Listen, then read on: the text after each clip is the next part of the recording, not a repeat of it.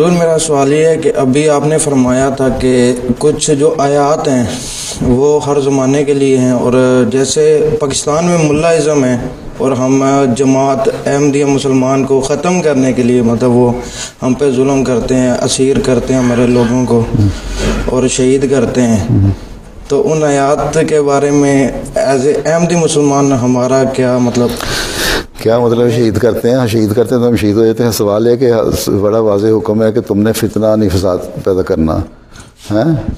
فتنہ جو ہے وہ اشد من القتل، قتل سے زیادہ بڑی چیز ہے، ٹھیک ہے نا؟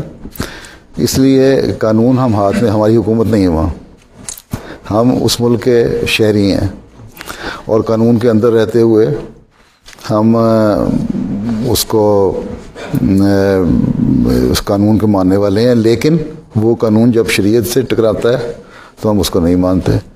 اللہ تعالیٰ کا حکم یہ ہے کہ تم نماز پڑھو، تم کلمہ پڑھو، تم السلام علیکم کہو، اور تم اپنے آپ کو مسلمان کہو، مسلمان کہتے ہو تو مسلمان ہو، تو یہ قانون ہے۔ اور دنیا کے دوسری دنیا میں بھی یہ قانون ہے۔ یہ جو جنگل کا قانون پاکستان میں چل رہا ہے نا ایک مذہب کے بارے میں کہ مذہبی آزادی ہے، تو اس لیے اس قانون کو ہم نہیں مانتے۔ باقی ہمارا یہ کام نہیں کہ ہم جنگ کریں، کیونکہ ہم نے اس ملک سے نہیں لڑنا۔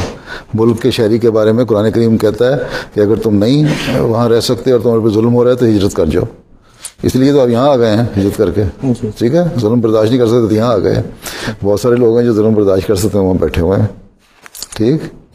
اس لیے اگر آپ کو یہ سوال ہے کہ ہم جنگ کر سکتے ہیں ان سے، تو ہم جنگ نہیں کر سکتے کیونکہ ہمارے پاس حکومت نہیں۔ ہاں، اگر کسی وقت کسی ملک، احمدیوں کا ملک ہے، حکومت ہے، اور اس پہ کوئی حکومت حملہ کرتی ہے تو وہاں ہم نے جنگ کا تو جواب دے دیں گے، ٹھیک ہے؟